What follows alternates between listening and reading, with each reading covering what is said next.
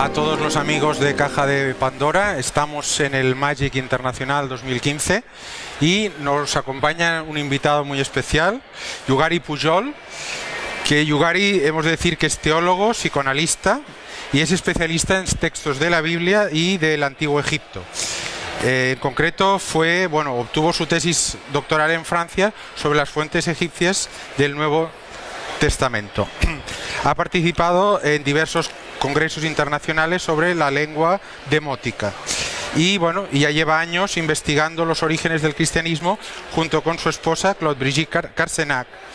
Y en concreto nos ha presentado una ponencia sobre Jesús el egipcio de su libro que él ha presentado hace muy poco, Érase una vez Jesús el egipcio. Y Yugari nos hablará un poquito de este libro y de toda esta polémica con respecto a Jesús.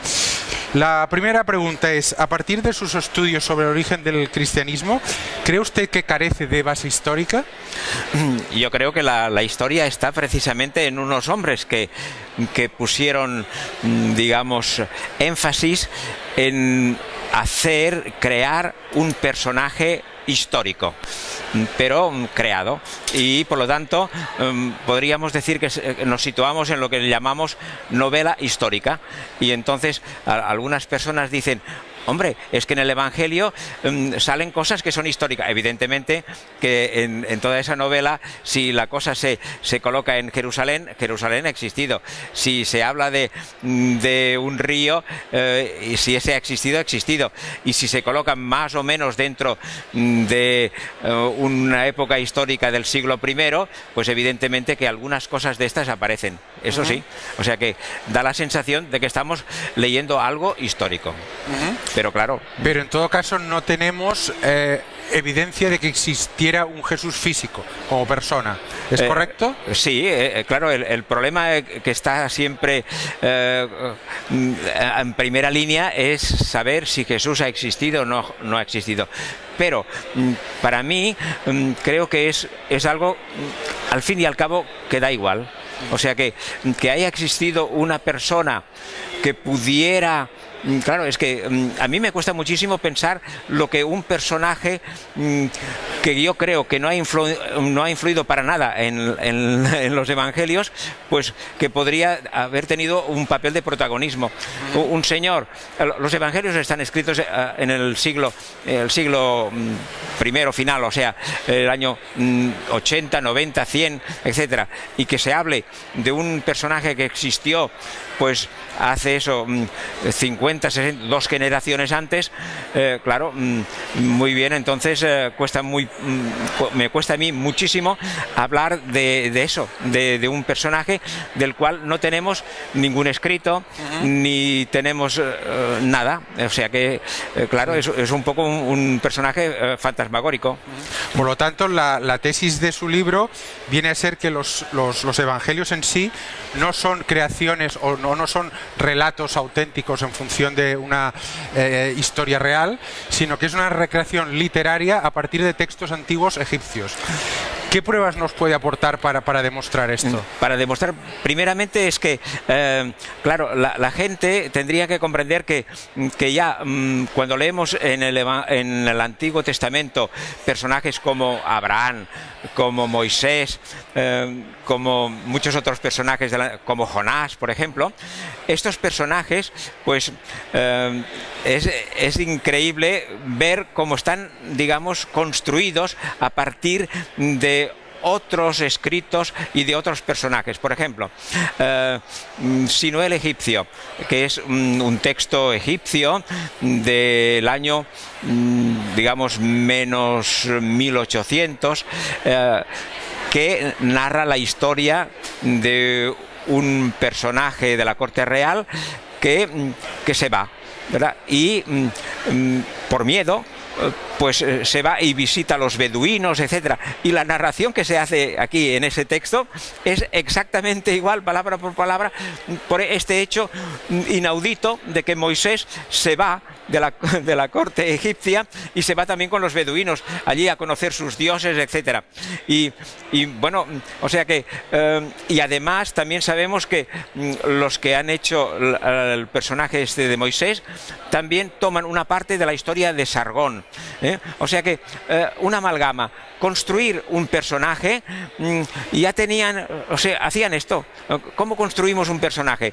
Pues construimos personaje a través de unos primeros testimonios escritos, de unos esbozos de un personaje que luego evidentemente se iban amplificando y bueno, y dando lugar pues a cogiendo elementos de un sitio y de otro, y también hay que reconocerlo, hay una serie de partes del Moisés pues que ya no siguen tan al pie de la letra de lo que podríamos llamar los documentos escritos, sino que forma parte evidentemente de la inventiva y que también son creadores de una serie de cosas, pero digamos el personaje central pues es los monjes, porque claro, ¿quiénes pueden hacer, digamos, escribir, o quiénes pueden ofrecer, digamos, unos textos?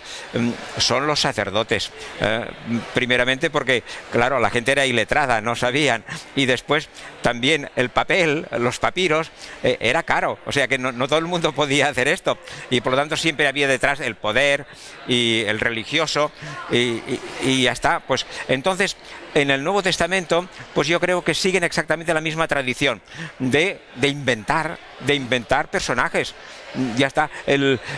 Por ejemplo, la gente se acordará de la historia de Jonás, de esa historia, bueno, de ese personaje. Está copiado de un cuento egipcio del náufrago, sí, que es fantástico. O sea que luego lo adaptan y evidentemente que transforman algunas cositas, pero es que es idéntico.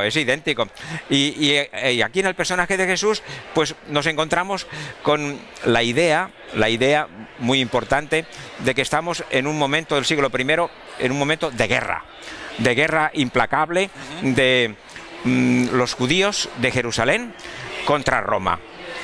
Y entonces, ante este hecho de la primera sublevación judía, al año 60 y pico, y hasta la destrucción de Jerusalén, y luego volver otra vez al año 120, etcétera. O sea que Roma estaba ya cansadísima de esos judíos, y si surgen, como surgieron, unos judíos, digamos, inteligentes o conocedores un poquitín de cómo las cosas iban cambiando, pues se aliaron a favor de Roma. Y entonces tenemos la familia de Filón de Alejandría, que es muy importante. Filón de Alejandría, pues este gran escritor judío, pues, y su familia, su hermano que era pues muy amigo de los romanos y un hombre de confianza, que era pues el hombre que controlaba las aduanas seguramente del dinero, etcétera, y el hijo de este hermano, o sea, del pariente ligado al Filón de Alejandría, pues fue un joven que se puso inmediatamente a favor del poder romano. Y este señor pues fue ascendiendo y primeramente fue nombrado pues gobernador, luego lo nombraron gobernador de Jerusalén y luego pues llegó a ser general. O sea que había toda una serie de personas o de personajes importantes e históricos que estaban a favor de Roma. Y entonces pues claro, poder presentar a los judíos que estaban allí en Jerusalén, pues rodeados de los miles de soldados de Vespasiano y de Tiberio, etcétera, pues claro, la gente bien pensante, y luego veremos también que el que fue derrotado, que luchaba al principio, como es Josefo, luego llamado Flavio Josefo. Flavio por los favores que recibió. Pues este hombre que comprendió que el tiempo había acabado, digamos, de una lucha contra Roma, pues quisieron dar la vuelta a la historia y entonces pues se pusieron a favor de Roma. Y entonces los que vivían en Alejandría, sobre todo los monjes de ese monasterio de Sácara, entonces pues siguiendo esa tradición que he dicho de crear un personaje, tuvieron una idea genial, ya que como en los textos pues se hablaba siempre del Mesías, o sea, un hombre que traería la paz anunciado, pues entonces pensaron crear un personaje así, y cogieron pues toda una serie de elementos y sobre todo unos cuentos populares, como son el cuento de Sedme I y Sedme II, y en ese caso pues estoy presentando el cuento de Sedme II, que es toda una serie, digamos, muy interesante de la visión del niño Jesús, que digamos nace de una forma muy especial y anunciada, y luego pues esos magos que vienen, que todos sabemos en tiempo de Navidad, que vienen los Reyes Magos, pues está copiado clarísimamente de ese cuento egipcio que tiene su valor muy importante dentro de la teología egipcia, porque representa el enemigo del faraón. Cosa que ese enemigo lo encontramos siempre en la historia, y en Jesús lo encontramos en la forma pues de Judas. Judas representa el enemigo, el que está en contra del orden, del cosmos, etcétera, y que es ni más ni menos que Osiris, que también fue asesinado por su hermano Set. O sea que la historia, hay una serie de arquetipos que se repiten constantemente, y aquí pues ese personaje de Jesús pues lo crearon a imagen y semejanza de los dioses y los hombres egipcios, pero de una forma magistral, porque los evangelios no están hechos de una forma, digamos, una narración simple, sino que están hechos con simetrías internas, y eso no lo puede hacer cualquiera. ¿Nos puedes explicar exactamente en qué consiste esta técnica? Sí, la técnica de las simetrías internas, por ejemplo, un ejemplo muy interesante es en el Evangelio. Se dice que Lucas, por ejemplo, habla de que el nacimiento de Jesús, ¿verdad? Llegan a Belén y se encuentran con que la posada está llena. La posada en griego se traduce por katáluma, y ese katáluma, la palabra esa katáluma es interesante porque katalío, o sea, un poquitín para que la gente lo entienda, es en las películas del oeste se ve el salón aquel, y hay allí una barra, y entonces se lía, o sea, vienes con el caballo y lo atas, y entonces por eso las posadas, como venían con los animales que fuere, y entonces allí pues lo liaban, lo ataban, y la posada era katáluma, etcétera. Pero bien, esa posada pues estaba llena, y bueno, muy bien. Y entonces Jesús, pues ahora diríamos, si la posada, el hotel está lleno, pues el nacimiento fue ¿dónde? Ahora diríamos en el parking, pero allí el parking era el sitio de los animales, etcétera, pues ya está, pues es normal. Muy bien, pues esta palabra katáluma la volvemos a encontrar al principio, y luego por simetría interna pues aparece otra vez. ¿Y dónde aparece? Aparece de una manera insospechada. ¿Por qué? Porque entonces la gente sabe que Jesús celebró la Eucaristía, la última cena, en el cenáculo, ¿verdad? Cenáculo. No. No es lo hemos traducido en el cenáculo, pero la palabra vuelve a aparecer. O sea que es en el katáluma. Es genial. O sea que Lucas hace que en el sitio donde tendría que haber nacido, allí, en esa posada, pues quiere celebrar su última.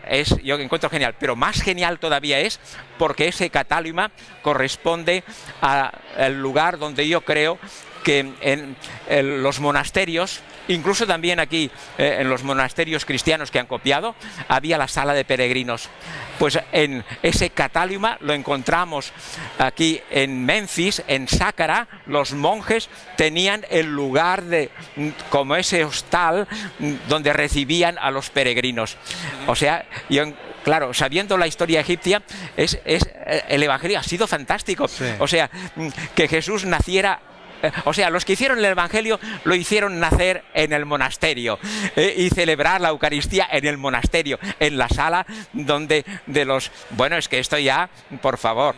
Pero esto está hecho gracias a esas simetrías internas. Es un ejemplo, pero hay muchísimos más. Con lo cual, la conclusión es que los evangelios no los escribió nadie que fuera un pescador, No. o un iletrado, sino gente con muchos conocimientos de literatura y filología. Evidentemente, porque tenían en la cabeza los grandes textos egipcios de la gran teología. Por ejemplo, en el Evangelio de Marcos, esa cosa que leemos del bautismo de Jesús, ¿verdad? Se aparece, pues, y allí, en el momento del bautismo de Jesús, se abren los cielos y se dice: este es mi Hijo amado, en quien tengo todas mis complacencias, etc. Pero, por favor, si esto es las primerísimas palabras del texto de las pirámides, la diosa Nut, sí, pues se abre el cielo y dice: tú eres mi hijo amado, ¿en qué entiendo? Está copiado exactamente. O sea que, lo cual significa que el Evangelio está hecho, por una parte, por la gran teología egipcia, la gran teología, pero luego, como el caso de mi libro, que examino un cuento popular, pero ese cuento popular está dentro de la línea lo más ortodoxo de lo que es la gran teología, porque está siempre, pues, la divinidad, está Osiris, está la magia, los enemigos, en este caso, pues, los de Etiopía, pero que representan el mal, etcétera, etcétera. O sea que hay un gran saber, y está, digamos, hecho en equipo, porque tenían unos documentos y luego, de una forma muy hábil, los que tenemos el texto egipcio, vemos como Lucas, por ejemplo, una parte copia y la segunda parte no dice nada, pero en cambio la encontramos en otro evangelista. O sea que, claro, los que hacen el Evangelio saben muy bien que no se les puede atrapar, porque si no, si hicieran una fotocopia, entonces claro, todo el mundo lo habría sabido. Pero en todo caso, los nombres de Lucas, Marcos, Juan no los conocemos. No se corresponde a nada. Una persona. No es arbitrario. Les hemos puesto esta etiqueta porque nos parece más o menos que podría ser así, pero no conocemos nada. Pero en todo caso eran personas de cultura o tradición, que se puede decir egipcio-griega o greco-egipcia. Eran, en ese momento del siglo I, evidentemente que el griego, pues, era el lenguaje oficial de todo el imperio, y por lo tanto, evidentemente, como hemos de recordar, que Alejandro el Grande, o sea, ocupó Egipto, por lo tanto el griego, allí hay toda una serie de ciudades, Nautis y compañía, que son griegas, y la gente, pues, hablaba griego. Eso del latín vendrá más tarde, pero el griego era griego, y grandes textos, pues, la Odisea y muchísimos, o sea, el griego era muy importante y la gente sabía. Y estos, los que hicieron el Evangelio, pues, ¿qué formación tenían que tener? Pues, por lo que vemos, como utilizan esos grandes textos egipcios, tanto los de gran teología como los populares, como son esos cuentos, además conocían cosas de los rituales egipcios, y eran, yo creo, tenían que ser sacerdotes. ¿Por qué? Porque, claro, yo aquí no lo puedo explicar todo, pero hay una serie de pasajes del Nuevo Testamento en los cuales se ve clarísimamente que están reproduciendo, yo que he estado en Egipto, están reproduciendo escenas de la tumba de Paerí, por ejemplo, y es necesario que digamos, tuvieran la llave, por así decirlo, del templo. O sea, y eso eran los sacerdotes. Y claro, estas personas con una gran formación, que conocían muy bien las técnicas de la literatura, de esas simetrías internas, porque ese gran señor Charles Talbert, que fue ese americano que descubrió digamos, esa radiografía del Nuevo Testamento, pues claro, nos hace ver la profundidad del saber, porque esto no se puede improvisar, eran gente que estaban dedicados, y sabemos por otro lado que se llamaban katokoi. Katokoi significa monjes de clausura. O sea, gente que estaban completamente entregados al Dios. Y ya no digamos que eran monjes de Serapis, pero este Serapis ya era un Dios que era mixto. Porque, claro, aquí tendríamos que explicarlo todo para comprender lo que los alemanes llaman el Sitzimleben. Sitzimleben significa la situación vital. O sea, las cosas no se hacen porque sí, sino que nacen por unas condiciones de espacio, tiempo, de cultura, de un saber. Y aquí, pues en esa situación, pues ¿qué tenemos? Que estos monjes, pues necesitaban, evidentemente, tenían un saber acumulado, pero en el tiempo, no eran gente, un turista. Claro, una persona puede ir a Egipto y sí, algunas personas me han dicho, he estado en Egipto y he visto en un templo y tal y cual, y entonces he hecho una novela. Es que se puede escribir. Tú vas a Egipto y como turista, pues vuelves y llenas 50 páginas o 100 y dices, el Egipto eterno. Pues muy bien, pero los evangelios no son yo creo, por ese saber acumulado y porque utilizan muchísimas fuentes egipcias y las entrelazan y saben, digamos, sacar todo el fruto por digamos, una gran visión de conjunto, que al fin y al cabo la visión de conjunto es el faraón.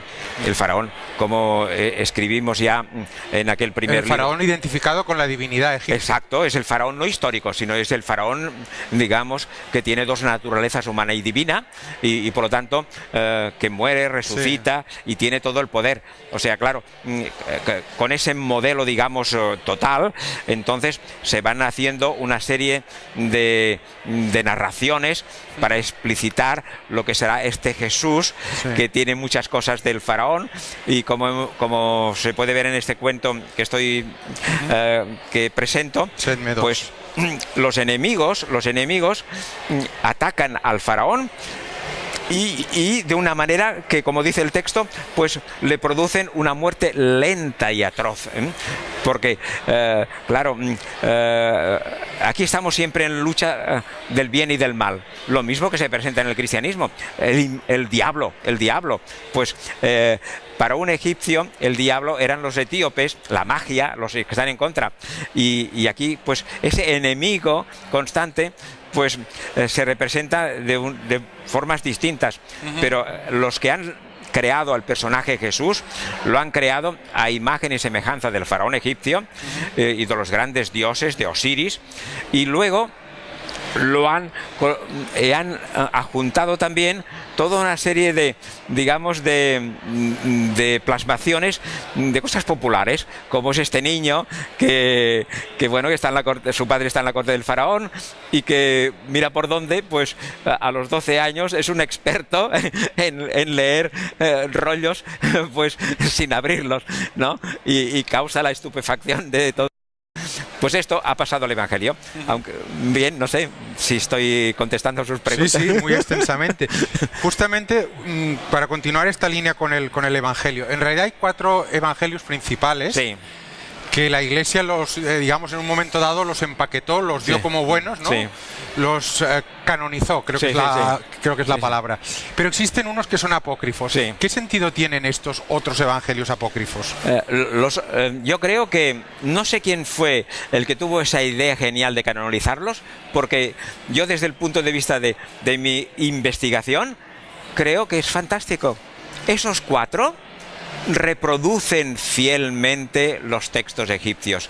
Los otros, los apócrifos, que aparecen un siglo más tarde o 2, entonces ya podríamos decir que es la prensa rosa. O sea, ya no siguen, ya no son estos sacerdotes que conocen muy bien la cosa, sino que empiezan a escribir alguna cosa por aquí, ven una mosca que está volando y ponen tal. Por ejemplo, caen en las cosas, diríamos, diríamos nosotros casi ridículas, de que en aquel momento, en el siglo II, III, si aparece que la virginidad es algo muy importante, pues entonces tenemos a una comadrona que va a ver si el himen de la Virgen María está intacto. Por favor, por favor. O sea, estamos en ese plan ya, ¿no? O sea que ya no tiene nada que ver. Yo creo es una literatura de segunda categoría. De segunda categoría en todos los aspectos, ¿no? O sea que ya no vale. Muy bien. Para volver un poquito al tema del debate entre la religión y la historia, tenemos un documento histórico que es el de Josefo, un autor judeo-romano, que escribió en una obra, creo que se llamaba Las Antigüedades Judías, un pequeño párrafo en el que hablaba de Jesús como un Mesías. Entonces, digamos que la Iglesia se ha cogido a ese documento, ¿no?, como una prueba sin discusión de la historia de Jesús como algo real. ¿Qué opinión te merece este documento, este testimonio flaviano? Ese testimonio pues ha sido muy debatido y siempre hay una serie de personas que, claro, evidentemente, que tener eso es un spot publicitario fantástico. Claro, probar que ya Flavio Josefo pues dijera que ha existido ese personaje, pero claro, las dudas hay varios niveles de duda. La primera que salta a la vista es decir, oiga, señor Flavio, usted que ha escrito tantas cosas, ¿cómo es que solamente le dedique una línea o 4 líneas?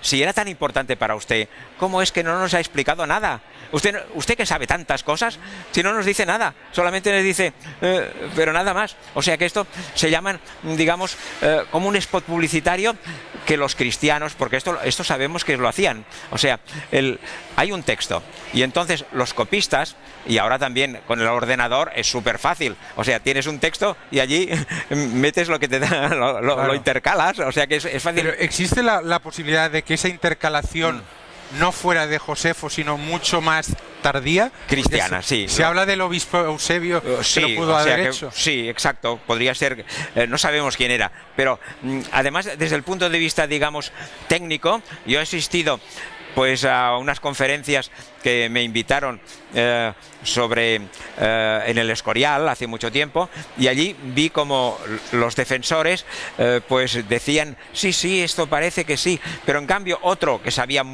griego pero muchísimo, como el primero que decía, sí, pero no puede ser, porque desde el punto de vista griego de la palabra han insertado ese, digamos, supuesto testimonio en un sitio donde el griego está subiendo y allí hay un corte que gramaticalmente se ve que lo han metido, yo eso no lo sé, pero eso es una prueba, digamos, a nivel, digamos, ya muy específico, a nivel gramatical, pero digamos, pero bueno, yo creo en cambio que este Flavio Josefo es interesante porque a lo mejor sin saberlo, pero sí que él fue el hombre, y lo explico en el libro, que a sabiendas o sin saberlo, fue el catalizador del movimiento cristiano, el coagulador. ¿Por qué?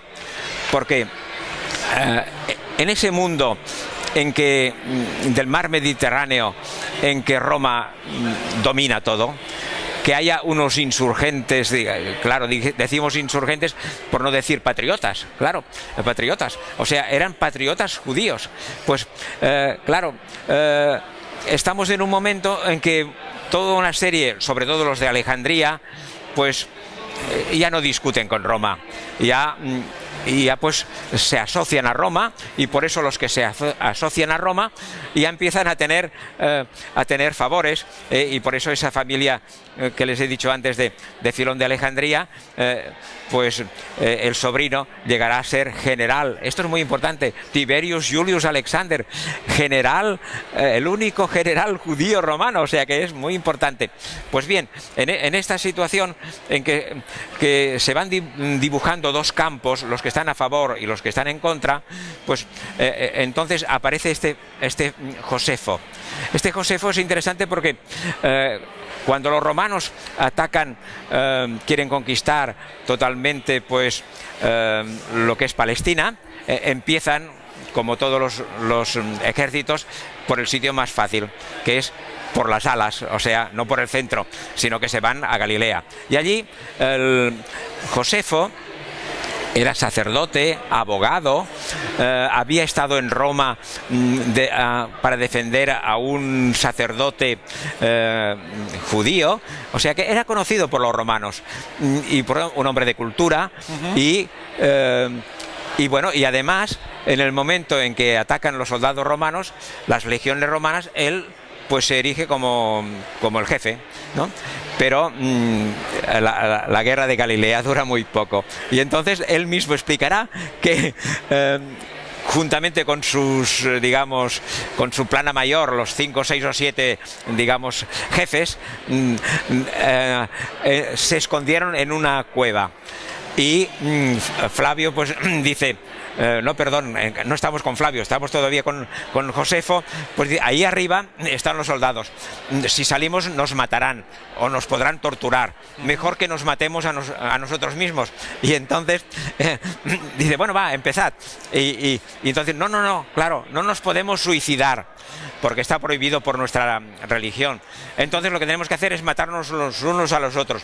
Se empezaron a matar. Pero un momento, en el momento en que quedaron los dos, usted y yo, pues Josefo dijo, hombre, tampoco tenemos que llevar las cosas al extremo. Y entonces salieron arriba y él, muy astutamente, como sabía que los romanos hacen un casting. Cuando cogen a una población, esto está clarísimo, los que no sirven para nada, pues tal, las mujeres pues para algo. Y los que sabían escribir, que era rarísimo, y los hombres de letras, etcétera, pues a no, él sabía que no lo iban a matar. Y por lo tanto salió fuera y efectivamente Vespasiano, que en ese momento ya tenían todas las legiones en Jerusalén, pues entonces, ¿qué pasó? Que lo condujeron a Jerusalén y allí, él lo explica, empezó a dar vueltas por las murallas de Jerusalén, y les iba diciendo, tenéis que saber que los romanos aman más que vosotros a Jerusalén. Las madres se comían a sus hijos, se estaban comiendo a los pequeños, porque había una hambruna terrible, y entonces Josefo les decía, ¿por qué hacéis esto? Si Roma no os quiere destruir, o sea, entregad las armas, etcétera, etcétera. Y ellos pues nada. Incluso dice que un día dando vueltas se acercaba tanto a las murallas que le dieron una pedrada y le hirieron. Sí. Y entonces pensaron que ya se había muerto, pero no, al cabo de pocos días volvió. Y él empezó, entonces hay esas frases memorables que dan un giro a la historia. Y les dijo, habitantes de Jerusalén, Dios os ha abandonado. Dios no está en Jerusalén, Dios está en Roma. Esto es... Por lo tanto, ¿se puede decir que el cristianismo nace con una finalidad pseudopolítica a favor de Roma, del imperio, podemos decirlo así? Evidentemente que sale pues a favor de Roma y la paz romana y la convivencia, no sé, los valores. ¿Cómo se explica que llega tan rápidamente el cristianismo, supuestamente nacido en Palestina, al cabo de 50, 60 años ya está en Roma? ¿Todo eso le das alguna validez histórica? Bueno, primeramente no tan rápido tampoco, y no nació, claro, es que no nació en Palestina. Pues claro, se nos habla de las persecuciones de Nerón y de todo eso. El año 60, ¿verdad? Claro, eso es lo que nos han explicado y hemos visto incluso en las películas de Hollywood. Sí, fantástico. Pero, ¿ese cristianismo inicial existió realmente? Bueno, primeramente, ¿a cuántos cristianos en Roma que hay? El Gran Coliseo, ¿no? Las catacumbas. Sí, pero bueno, y las catacumbas. A las catacumbas allí no había cristianos ni para nada, era otra cosa. Pero el Coliseo de Roma, que hemos visto en las películas allí, que mataban a los cristianos con los leones, ¿cómo podían matar a cristianos si el Coliseo no existía? El Coliseo se fue precisamente... Se acabó en tiempos de Tito, creo que fue. El año 80, claro, sí. O sea, para conmemorar la destrucción de la guerra y de la paz, entonces se construyó el Coliseo. Por lo tanto, no es así. Y luego eso de que los cristianos incendiaran Roma y tal, los especialistas dicen que los textos no hablan de eso, hablan de los judeo-alejandrinos, que cambia mucho.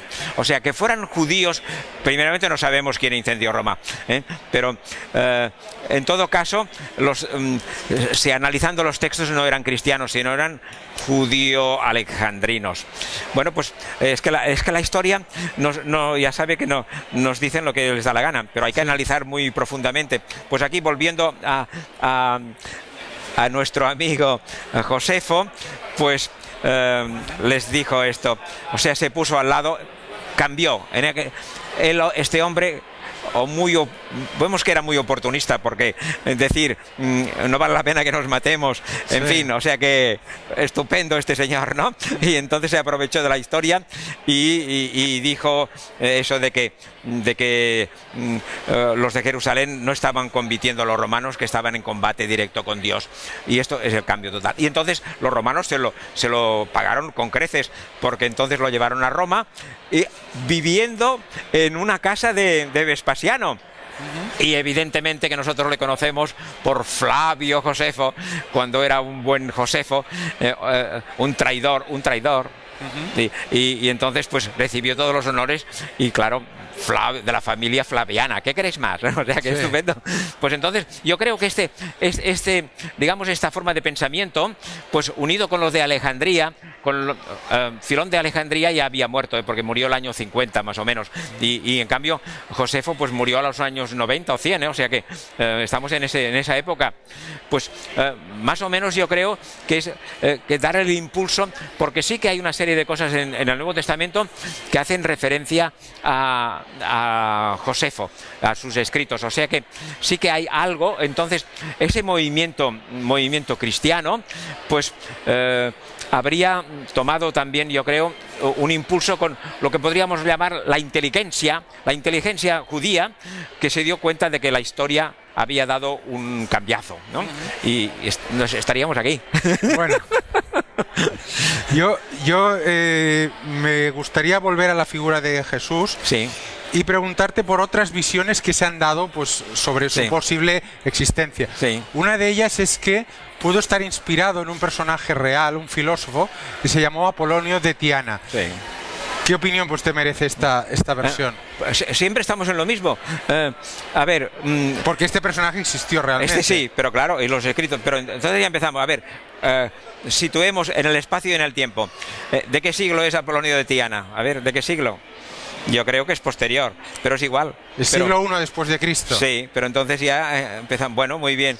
Entonces, que se cogiera alguna cosa, pero lo que hay que analizar es el ADN. O sea, el ADN...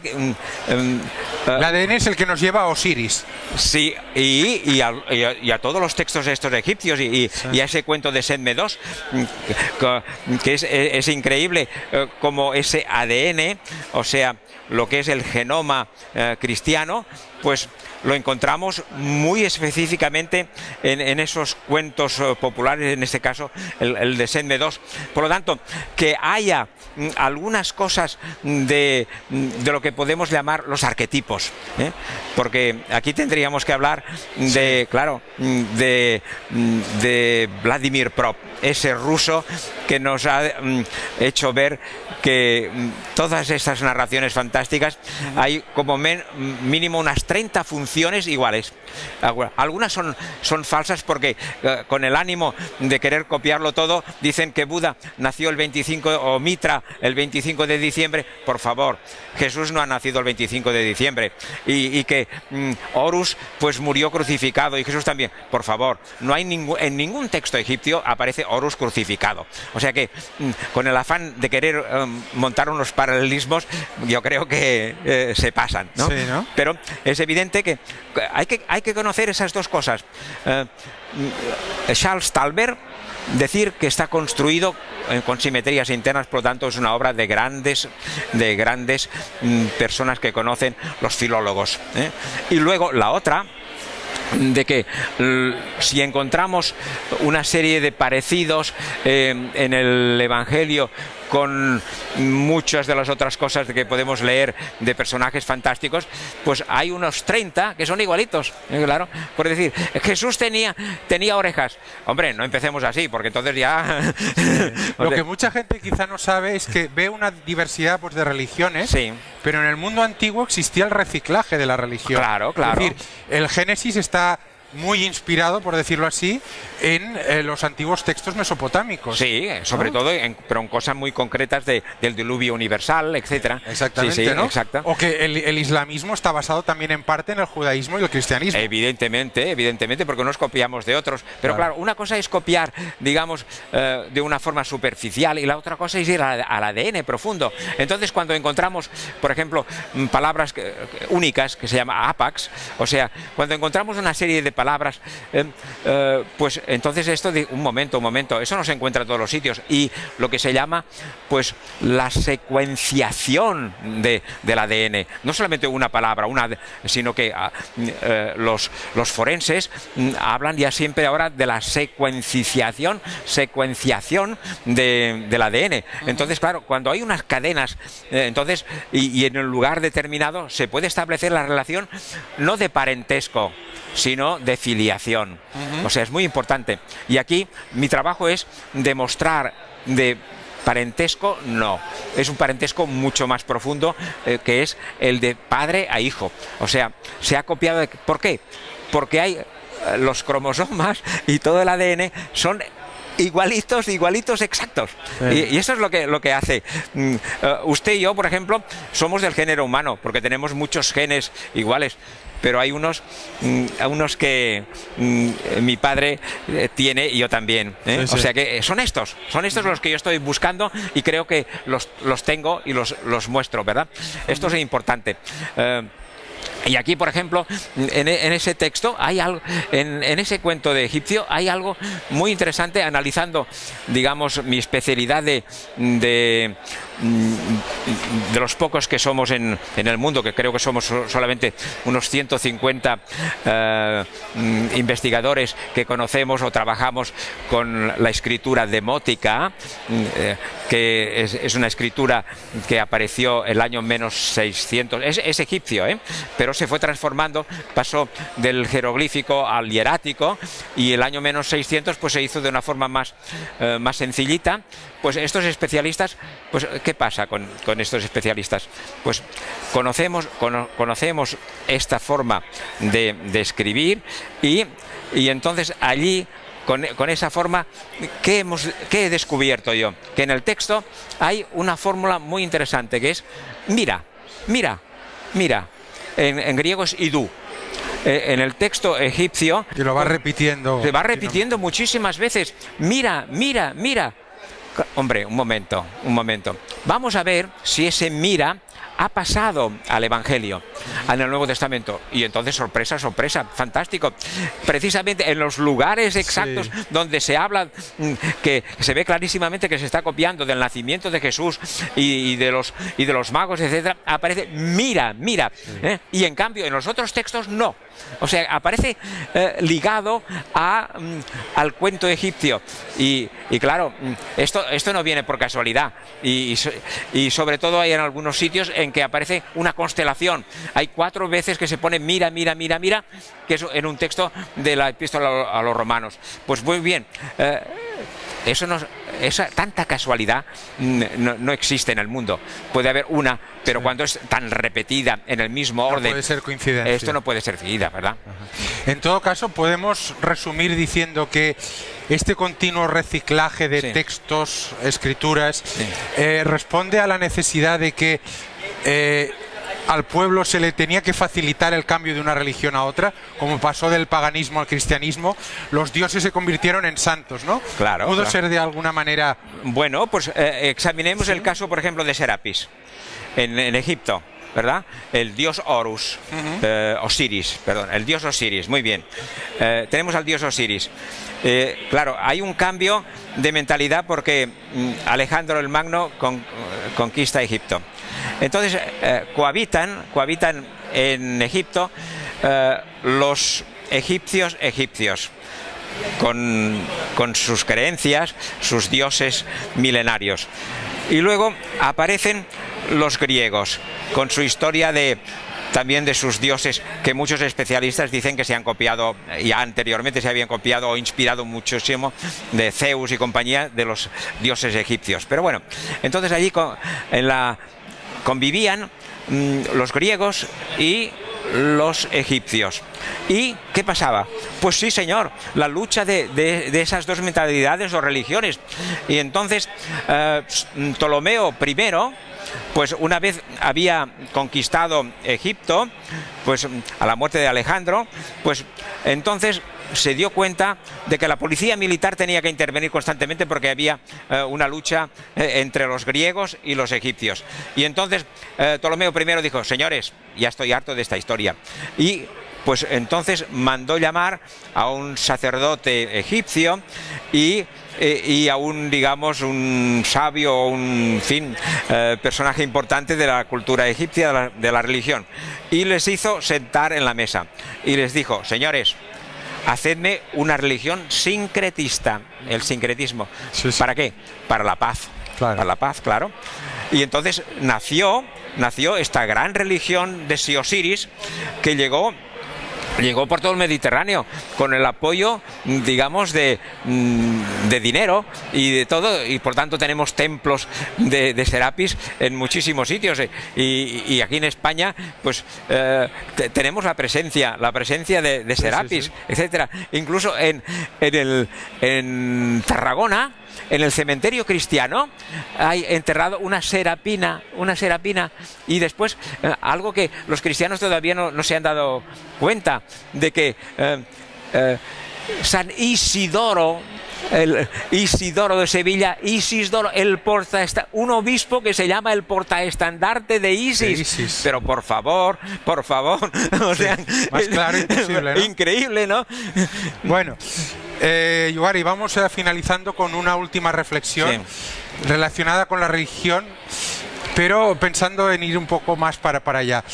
A partir de lo que hemos visto, ¿no crees que la religión quizá lo que hace es imponer un dogma, imponer una estructura, una institución, y eso hace que la auténtica espiritualidad quede por debajo y quede sometida a esa religión? ¿Cuál es tu reflexión? Mi opinión es respecto? Yo creo que el cristianismo ha sido una lástima porque se ha encallado con la sexualidad. Yo, que soy psicoanalista, veo que qué lástima por un cristianismo, qué lástima con esa historia de la sexualidad. La sexualidad la llevamos dentro, no nos la podemos dejar. O sea, y por lo tanto, empezar con esas historias que el cristianismo, en vez de alimentarse lo que son los grandes valores egipcios, como es dar de comida al hambriento, dar vestido al desnudo, dar una barca al que quiere atravesar el Nilo, es fantástico. Y el Padre Nuestro, que está copiado también de los egipcios. O sea, toda esa gran espiritualidad, que es una antropología fantástica, y de estar al lado del que sufre y de la persona. Entonces nos hemos liado con las historias de la homosexualidad y de no sé cuántas cosas, del celibato, yo qué sé, pero por favor, qué lástima que nos hayamos caído en esa trampa mortal, cuando un cristianismo que yo creo que nació con esos grandes valores de hermandad y de pacificación, luego vinieron los moralistas y empezamos a ir de mal en peor. De mal en peor. Por lo tanto, y además hay la otra cosa que también hay que decirlo, que claro, evidentemente para subyugar a las personas, pues la historia historia del infierno, ¿verdad? O sea, del pecado, y aquí muchas personas... De meter miedo, ¿no? Del miedo, y esto muchas personas se lo han pasado mal y se lo están pasando mal, ¿verdad? Todavía ahora hay, en la iglesia pues está manteniendo esa historia de los divorciados, etcétera, que es, yo creo que si algún divorciado, yo les diría, por favor, oiga, si ustedes creen en Jesús y van a comulgar, pues únanse, pero sí, por favor, yo diría, basta ya de ir de mal. En todo caso, es una cosa que es muy llamativa. Las religiones monoteístas sí, han sido las más conflictivas, las que han traído más guerras, ¿no? Sí. Judaísmo, islamismo, cristianismo se han peleado entre ellos durante miles de años, pero luego sin ningún motivo aparente, es ¿no? que al final ese Dios único que dicen, pues es el gran asesino de la historia. Es una lástima, Sí, sí. Y ahora va siguiendo esa historia, o sea, estamos que en esa estamos línea. en nombre de ese Dios que yo nunca hablo de Dios porque Un Dios exterior a la persona, sí, además, sí. ¿no? Yo creo que hay alguna cosita que me gusta siempre del Evangelio de San Juan, que es cuando alguien me pregunta, ¿usted cree en Dios? Yo digo, yo no hablo nunca con desconocidos, pero en cambio el Evangelio de San Juan dice algo muy interesante cuando los apóstoles le dicen, bueno, Jesús, ya estamos hartos de que nos hable siempre de tu Padre, nos muestras a tu Padre y estamos tranquilos. Y dicen, no, ya lo habéis visto, y habéis visto a un niño, y habéis visto... O sea, es la cosa que me gusta más del Evangelio, o sea, Dios es tu hermano. Muy bien. Creo que es una frase perfecta para finalizar esta entrevista. Gracias, Yugari, y hasta la próxima a todos los amigos de Caja de Pandora.